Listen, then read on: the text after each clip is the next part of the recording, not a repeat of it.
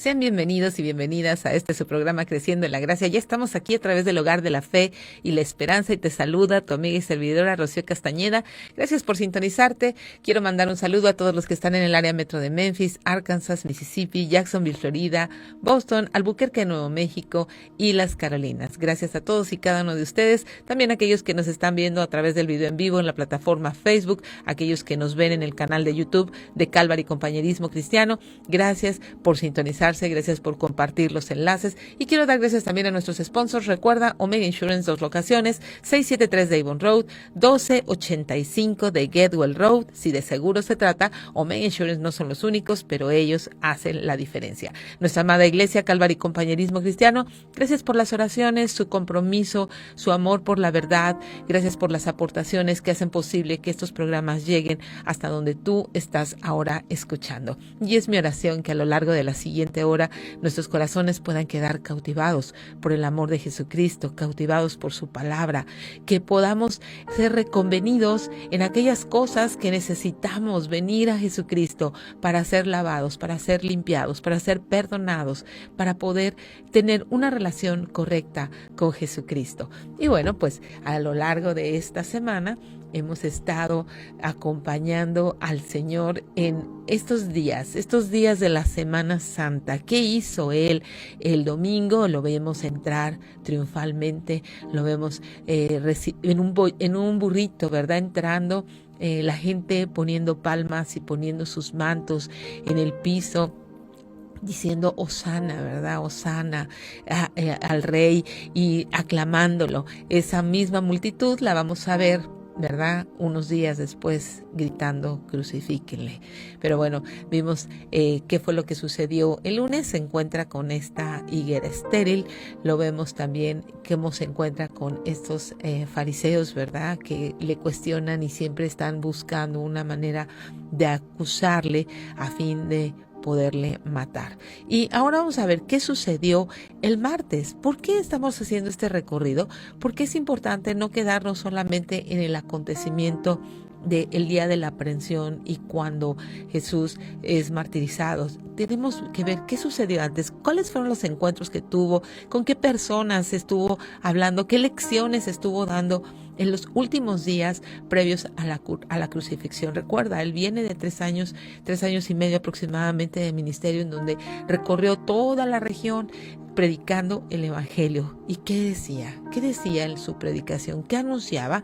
Arrepiéntanse, porque el reino de los cielos se ha acercado. Y llegamos así al martes y vemos en Mateo capítulo 21 que cuando vino al templo, los principales sacerdotes y los ancianos del pueblo se acercaron a él mientras enseñaba y le dijeron: ¿con qué autoridad haces estas cosas? ¿Y quién te dio esta autoridad? Recuerda, Jesús iba directamente al pueblo, iba a enseñar y estaba ahí enseñando. Él no estaba haciendo vida social, él estaba enseñando. Y respondiendo Jesús les dijo: yo también les haré una pregunta y si me la contestan, también yo les diré con qué autoridad hago estas cosas.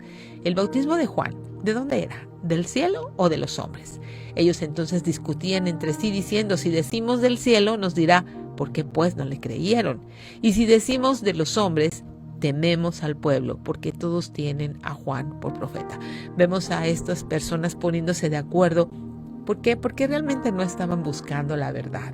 Estaban buscando lo que era mejor para sí mismos. Estaban tratando todo lo que era la cuestión del Mesías como un tema puramente político, meramente político. Entonces se ponen de acuerdo. ¿Por qué? Porque no creían, ¿verdad?, que el bautismo de Juan hubiera venido del cielo. Entonces se están poniendo de acuerdo al final, ¿para qué? Para poder su dicho antes de lo que Dios dijo, su tradición por encima de la ley. Entonces Jesús le dijo, y respondiendo a Jesús le dijeron: no sabemos. Y él también les dijo: tampoco yo les diré con qué autoridad hago estas cosas. Ellos sabían perfectamente bien con qué autoridad lo hacía. Nadie había hecho los milagros que él hizo. ¿Se acuerdan cuando sanó a los leprosos? Él les dijo: vayan y preséntense ante el sacerdote.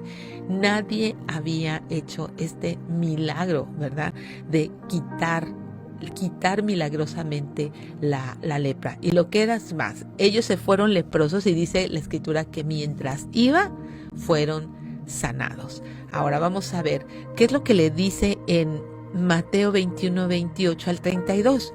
Vamos a ver este encuentro otra vez, ¿verdad? Con estos fariseos. Dice, pero ¿qué les parece? Un hombre tenía 2 hijos. Viene esta parábola. Acercándose el primero le dijo, hijo, ve hoy a trabajar a mi viña. Respondiendo, dijo, no quiero. Pero después arrepentido fue. Y acercándose al otro le dijo de la misma manera. Y respondiendo él dijo, sí, Señor, voy. Y no fue. ¿Cuál de los 2 hizo la voluntad de su padre? Dijeron ellos, el primero. Jesús les dijo, de cierto les digo, que los publicanos y las rameras van delante de ustedes al reino de Dios. Porque vino ustedes Juan en camino de justicia y no le creyeron. Pero los publicanos y las rameras le creyeron. Y ustedes viendo esto, no se arrepienten después para creerle. ¿Te das cuenta cómo dicen ellos pensando, ¿verdad? Les dice el padre, ven por favor para acá, para mi viña, y no obedecen, ¿verdad? Sin embargo, el hijo que dijo no quiero, pero después arrepentido fue el que obedeció al final de todo esto. Y era lo mismo con ellos. Ellos estaban discutiendo solamente puras y meras situaciones externas, cuando Jesucristo estaba buscando el corazón. Es por eso que rameras y publicanos creyeron, porque rindieron sus vidas y sus corazones en arrepentimiento. Vamos a ir a un corte y volvemos con más de Creciendo en la Gracia. Ya estamos de regreso, gracias por quedarte. Estamos hablando de qué fue lo que hizo Jesús el martes previo a la crucifixión. Bueno, pues habló de esta parábola, ¿verdad? De estos 2 hijos que uno le dijo el padre, ven a mi viña, y no quiso ir, después arrepentido uno fue arrepentido, el otro le dijo sí voy, al final no fue. Y bueno, ahora vamos a hablar de estos, vamos a ir a Lucas 20, y dice así, pero él les dijo, ¿qué pues es lo que está escrito? La piedra que desecharon los edificadores ha venido a ser la cabeza del ángulo. Todo el que cayere sobre aquella piedra será quebrantado, mas sobre quien ella cayere le desmenuzará. O sea, está hablando acerca de él como la piedra que los edificadores desecharon. ¿Por qué? Porque para ellos era más importante las cuestiones del templo, las cuestiones de los ritos, los sacrificios, y no pudieron ver que la piedra angular era Jesucristo. No pudieron ver que Jesucristo venía realmente a ser el Mesías. También les habló de la cuestión del tributo. Vamos a Marcos 12. Dice, le enviaron algunos de los fariseos y de los herodianos para que les sorprendiesen en alguna palabra. Si te fijas, todas estas artimañas de fariseos, de sacerdotes, de principales ancianos, están tratando de sorprenderle en algo porque estaban resueltos a matarle.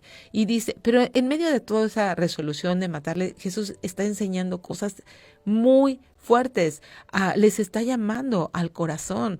Recuerda, la higuera estéril no tiene fruto, están solamente viviendo una religión.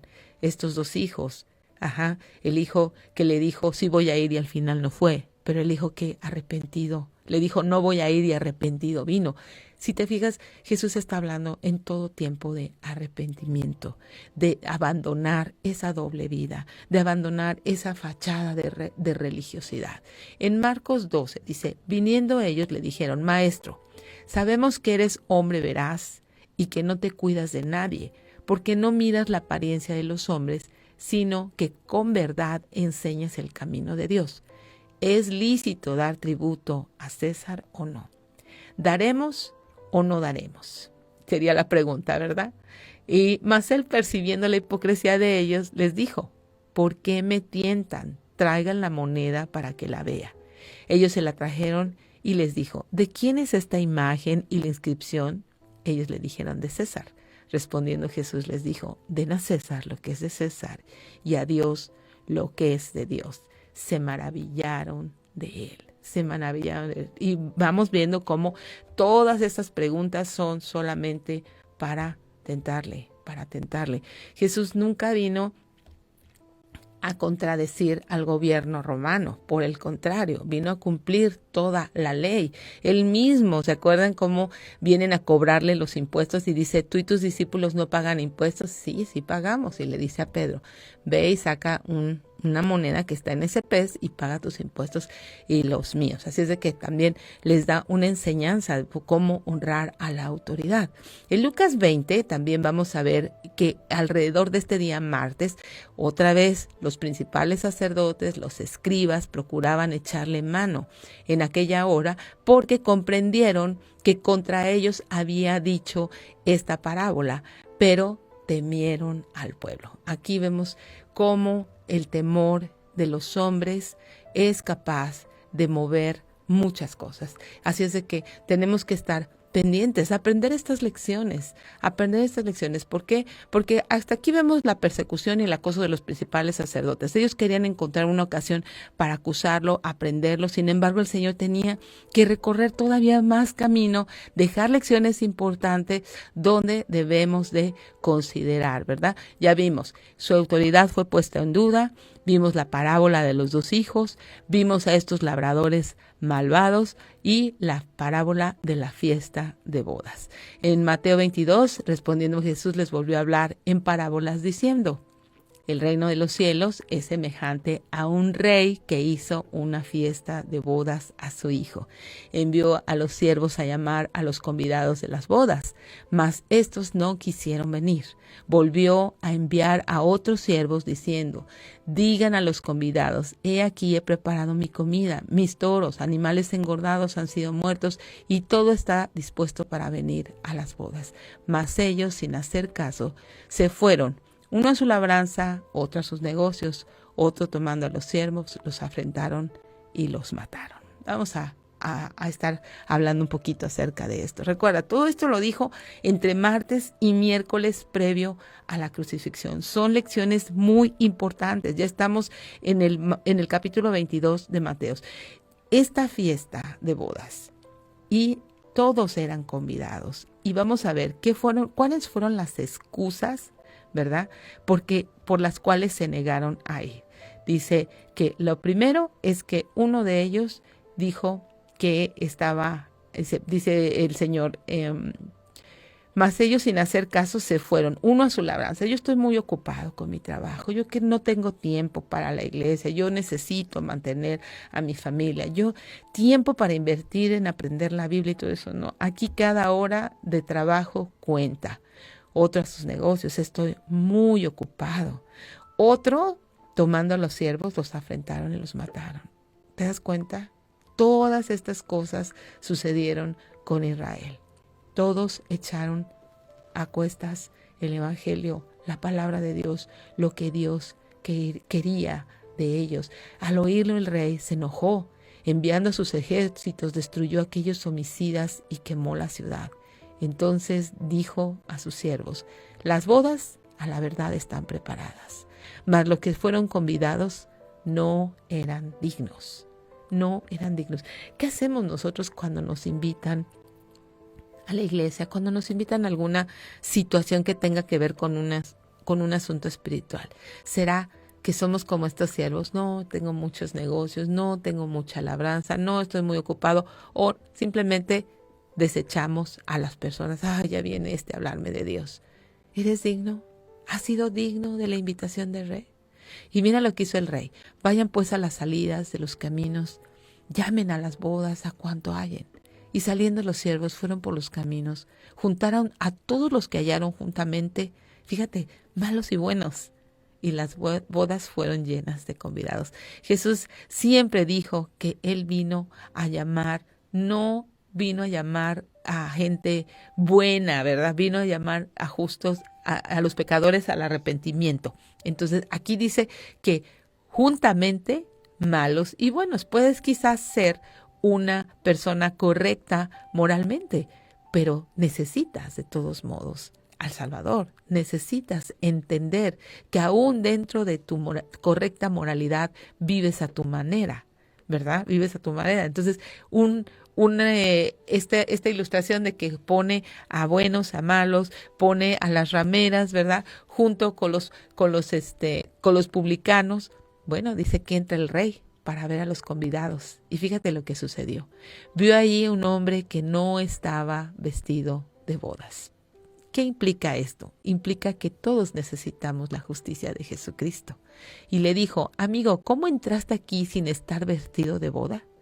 Mas él enmudeció. Ahí no va a haber nada, ninguna justificación. No va a haber nadie que diga, es que son bien hipócritas en la iglesia, es que el líder, es que el pastor, es que es que el otro, es que me tropezó, es que nada. Nada. En Apocalipsis dice que cuando venga Jesucristo a reinar, cuando haya esa fiesta de bodas, esa justicia completa en la tierra, no va a haber nada inmundo, nada, absolutamente nada. Va a ser un tiempo perfecto y vemos ilustrado en esta fiesta de bodas a este hombre que no estaba vestido de la justicia de Jesucristo. Y fíjate lo que sucedió. No solamente no estaba vestido de bodas. Amigo, ¿cómo entraste aquí sin estar vestido de bodas? Él enmudeció. Entonces el rey dijo a los que le servían, átenle de pies y manos, échenle en las tinieblas de afuera. Allí será el lloro y el crujir de dientes. ¿Por qué? Porque muchos son llamados y pocos escogidos. Dios nos llama a todos al arrepentimiento. En su corazón está la gracia, la misericordia, el perdón para todos. ¿Por qué? Porque Dios al mundo amó. El punto es, ¿qué estás haciendo tú? ¿Estás muy ocupado? ¿Estás en tus negocios? ¿Estás en tu viña? ¿O simplemente desechas a las personas cuando se acercan a hablarte de que sí hay una esperanza, de que sí hay un Dios que nos pedirá cuentas, un Dios que quiere restaurar nuestras vidas, un Dios que quiere guiarnos, un Dios que quiere tu plenitud? Necesitas pensar, ¿qué estás haciendo tú con las invitaciones del Rey de Reyes, del Señor de Señores? Necesitas rendir tu vida. Recuerda, Jesucristo vino predicando el arrepentimiento y el perdón de los pecados. Y en todas estas ilustraciones nos muestra dos tipos de personas. Las personas religiosas que creen que son buenas y aquellas personas necesitadas de un Salvador. Los publicanos, las rameras, aquellos que están simplemente por las calles sin esperanza y sin Dios, sedientos de las buenas noticias del Evangelio. ¿En qué condición te encontrarás tú en aquella gran fiesta de bodas? Piénsalo, medítalo, vamos a un corte y volvemos con más de Creciendo en la Gracia. Ya estamos de regreso, gracias por quedarte. Estamos hablando de qué hizo Jesús entre martes y miércoles previo a la resurrección. ¿De qué habló? Lo vemos también hablando muchas veces con los fariseos, con los saduceos, con los principales sacerdotes. Prácticamente en estos días ellos se dedicaron a perseguirle ya de una manera muy directa. ¿Por qué? Porque ya habían resuelto matarlo. Acuérdate que resolvieron matarlo desde que resucitó a Lázaro. Desde ahí ellos resolvieron matarle. Y en Mateo 22:34 dice que los fariseos, oyendo que había hecho callar a los saduceos en esta pregunta de que con quién, si alguien se casó en esta vida con alguien y enviudó y se casa con el hermano, de quién va a ser mujer en la vida eterna, y le dice, ahí no se van a casar ni se van a dar en casamiento, ¿verdad? No va a ser así, sino que en este cuerpo transformado tendremos otra naturaleza. Y ahí viene, en ese contexto, dice, los fariseos, oyendo que había hecho callar a los saduceos, se juntaron a una. Y uno de ellos, intérprete de la ley, preguntó para tentarle, Maestro, ¿cuál es el gran mandamiento de la ley? Y Jesús le dijo, amarás al Señor tu Dios con todo tu corazón, con toda tu alma y con toda tu mente. Este es el primero y grande mandamiento. Entonces, en el primer mandamiento lo vemos estableciendo las prioridades. Las prioridades, ¿cuáles? Es amar a Dios sobre todas las cosas. Es que tú puedas quitarte de ese trono y que puedas cederlo al Señor. Y ya vimos que la primera prioridad implica todo tu corazón, donde está el centro de tu voluntad, toda tu alma, donde está todo el centro de tus pensamientos, decisiones, la esencia de quien tú eres, tu personalidad, y con toda tu mente, donde se gesta todas tus convicciones, Entonces, el corazón implica ceder la autoridad, ¿verdad? Nuestra alma implica la voluntad de poder poner por obra y de poder ceder todo lo que es el gobierno de nuestra vida a Jesucristo. Con toda nuestra mente es el cambio de convicciones, es estar resueltos a dar una vuelta de 180 grados. Ese es el primer mandamiento: amar a Dios con todo nuestro corazón, con toda nuestra alma y con toda nuestra mente. Esa sería la primera prioridad, poder poner a Dios realmente en el centro de nuestra vida. Este es el primero y grande mandamiento. El segundo es semejante: amar a tu prójimo como a ti mismo. De estos dos mandamientos depende toda la ley y los profetas. Entonces, ¿te fijas cómo ellos querían tentarle? ¿Cuál es el primer mandamiento? Querían ver si él iba a contradecir la ley, ¿no? Realmente no, él vino a cumplir toda la ley. Importante este mandamiento: amar a Dios sobre todas las cosas, amar al prójimo. Y muchas veces en nuestras vidas nos resulta difícil amar al prójimo, nos resulta difícil llevar a cabo esto, pero tenemos que entender que no es en nuestras fuerzas, que tenemos que poner a los pies de Jesús nuestra voluntad para poder tener ese amor realmente sincero por el prójimo. Decidir, creer que mientras nosotros obedecemos, Dios hace una obra de gracia. Preguntarnos si realmente nosotros en algún punto también somos difíciles para otra persona. Quizás tú no sepas o yo no sepa lo difícil que puedo ser para otra persona de amar, ¿verdad? Y sin embargo Jesús nos puede decir: si tú crees, confías en mi gracia, en mi sentir, es posible. ¿Por qué? Porque no hay nada imposible para Dios. Cuando albergamos raíces de amargura, falta de perdón, los principales perjudicados somos nosotros. Rompemos nuestra comunión con Dios y realmente no queremos eso. Realmente nosotros queremos parecernos a Él, poder perdonar, poder amar a las demás personas. Claro, hay momentos en donde tú quieres amar a personas, pero personas no te quieren amar a ti. Entonces ahí ya es algo en donde simplemente tú tienes que estar realmente a cuentas con un corazón sincero delante de Dios. Y esta es una muy buena semana para ponernos a cuentas con Él, para poder rendir todas esas áreas, todas esas cosas difíciles que nos parecen difíciles en cuanto al perdón, en cuanto a raíces de amargura. Es un buen momento para que podamos pensar: ok, el primer mandamiento es amar a Dios sobre todas las cosas. Y yo no puedo decir que amo a Dios y que no amo a mi hermano que veo, ¿verdad? Porque Juan dice: si tú no amas a tu hermano que ves, pues algo está muy mal, ¿verdad?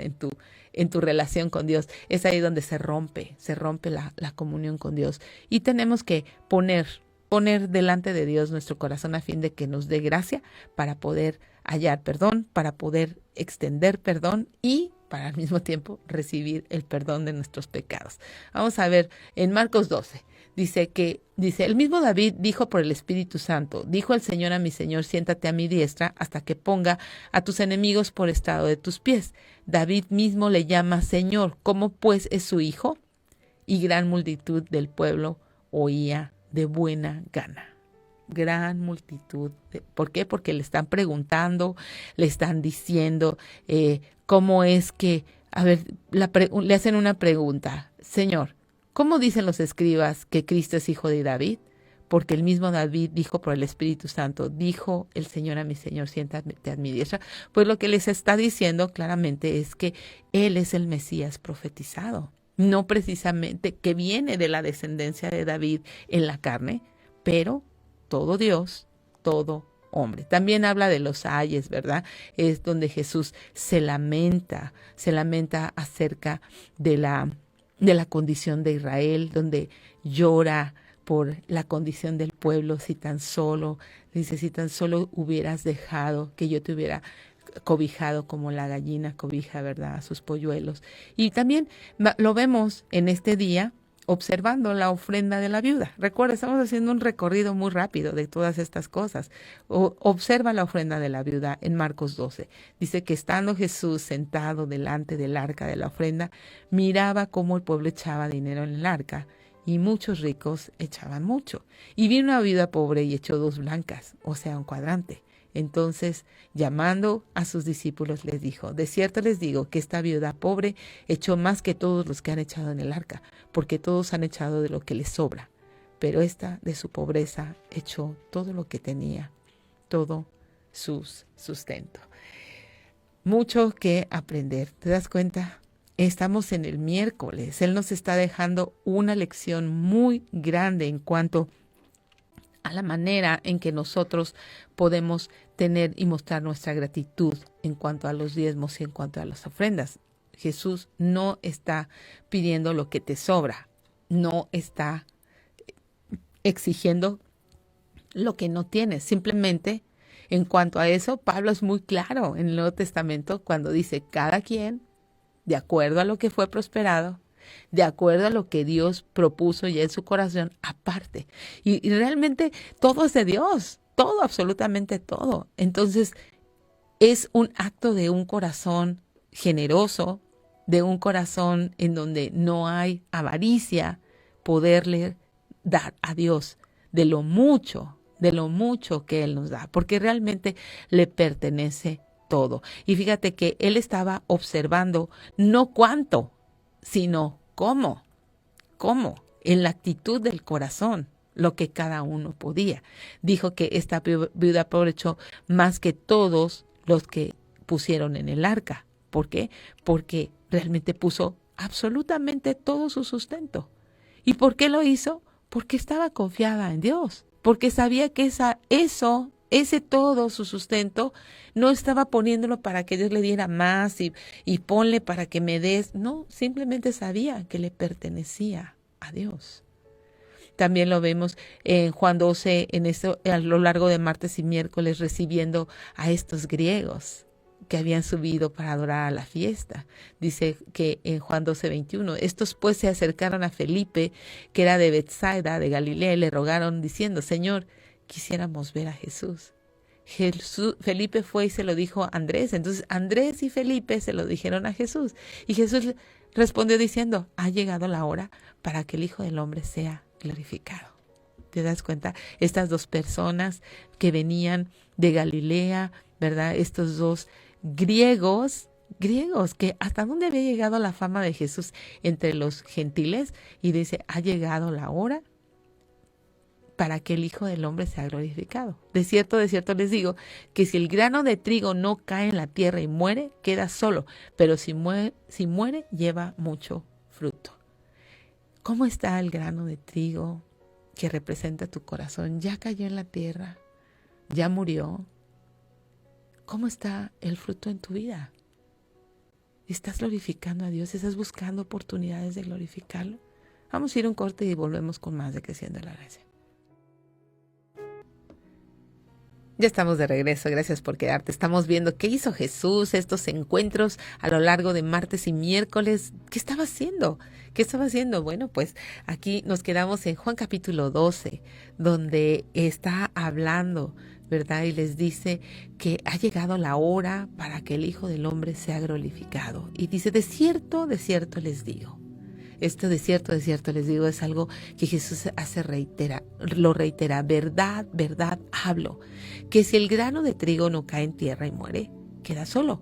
Pero si muere, lleva mucho fruto. Y dice: el que ama su vida, la perderá.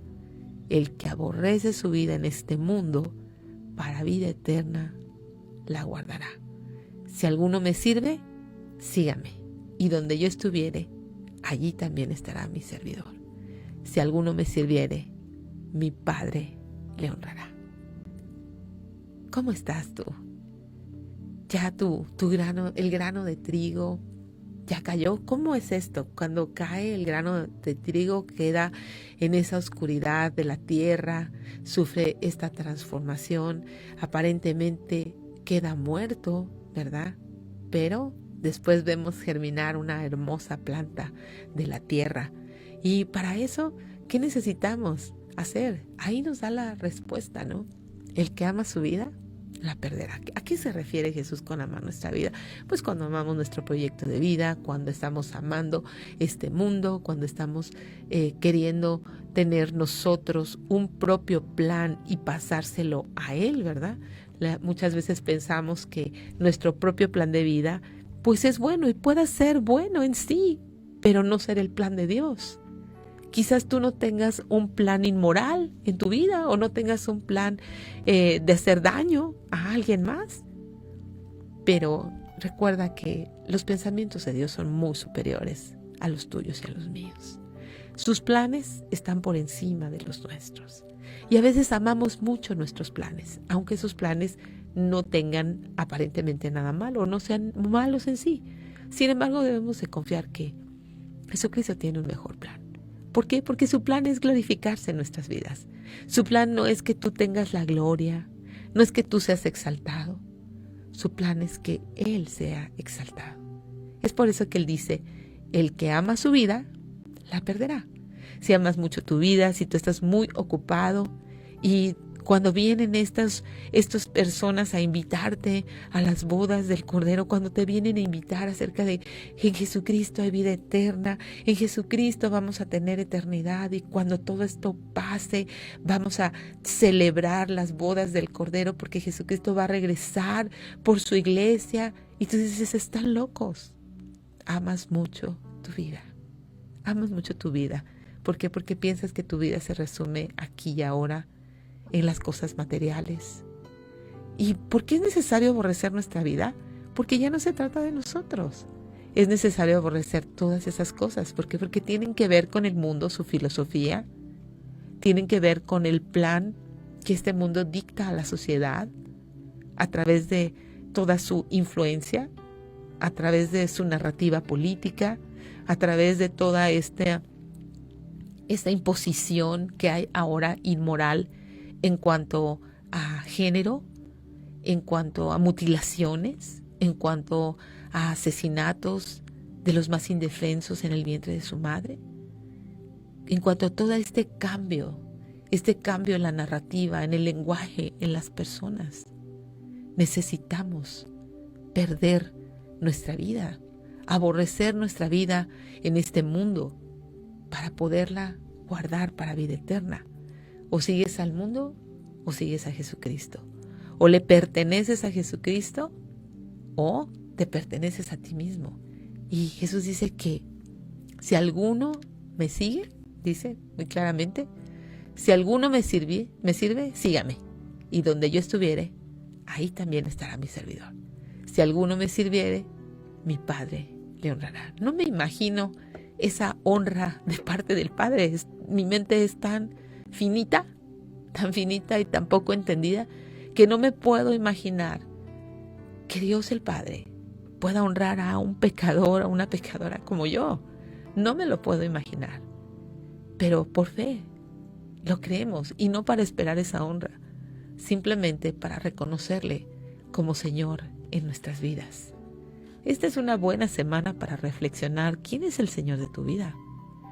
Esa es una buena semana para reflexionar si tienes solamente una religión, si tu vida la vives a través de la religiosidad, si tu relación con Dios la vives a través de la religiosidad, o si realmente tienes un cambio de dirección, si realmente has aborrecido tu plan de vida y has hecho un cambio de dirección confiando en que la dirección espiritual, la vida eterna que te ha sido dada, no se trata de ti, se trata de poder glorificar a Jesucristo, de poder hacer visible a Cristo en tu vida, que ya no estás esperando en el aquí y en el ahora, que ahora sabes y confías en que Dios tiene un plan perfecto en tu vida y mientras tú sigues adelante con trabajar, con hacer la parte que te corresponde, tú puedes ir por este mundo glorificando a Dios, haciendo visible que tú tienes un dueño, que tú tienes un Salvador, que tu vida ha sido encontrada y reencontrada y que ahora puedes tener esta identidad. Y es por eso que has perdido aparentemente tu vida, ¿verdad? Tu vida como este mundo la concibe. Este mundo concibe una vida que se vive para sí misma, una vida en donde yo soy el que establezco lo que es bueno, lo que es malo, una vida en donde todo es relativo. Cuando yo me encuentro con el Salvador y Él me dice que el que quiera su vida la perderá, pero el que la pierda por causa de Él la hallará. Para vida eterna la hallará. Entonces cambia todo.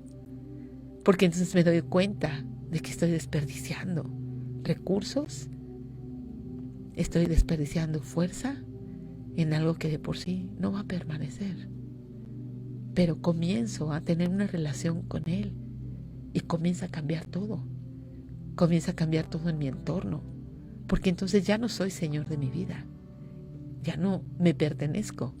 Ya Jesucristo comienza a enseñarme cómo se vive para vida eterna, cómo se vive para glorificarlo a Él. No es que abandono el trabajo, abandono todo. No, es que al contrario, ahora tengo un propósito para hacer todas esas cosas sin verme consumido por las demandas de este mundo. Ahora entiendo que Él me llamó a glorificarle. Ahora entiendo que si yo estoy bajo su gobierno, realmente soy libre del dominio del pecado. Ahora entiendo en qué consiste perder mi vida para hallarla en Él. Ahora entiendo que pierdo mi vida al pecado, pero comienzo una vida en la libertad de ese dominio del pecado, libre para elegir, libre totalmente para decir no a todas las demandas de mis deseos engañosos. Una vida libre para mirar la cruz y entender que el Hijo de Dios, el Salvador del mundo, vino, caminó entre nosotros como un hombre, se hizo hombre para identificarse contigo y conmigo, para llevar tu pecado y el mío a la cruz del Calvario. Y en ese camino, en esos días, es que estoy aprendiendo estas lecciones, que lo estoy acompañando, que puedo asomarme a los evangelios y que puedo dar razón de la esperanza de mi fe, que puedo entender por qué soy libre, por qué he decidido perder mi vida en los brazos del Salvador. No para perdición, sino para vida eterna, para paz que sobrepasa entendimiento, para paz que no depende de las circunstancias. Oramos. Señor, gracias te damos por tu palabra, gracias por hacernos saber en las Escrituras tan detalladamente qué hiciste cada día antes de ir a la cruz, qué encuentros tuviste, qué lecciones quisiste darnos, Señor. Señor, rendimos nuestras vidas a ti. Abre nuestros ojos y concédenos arrepentimiento, gracia y fe para caminar contigo en una nueva vida. Y oramos en el nombre de Jesús, nombre sobre todo nombre. Amén. Yo te dejo en la gratísima compañía de Buenas Nuevas, el hogar de la fe y la esperanza.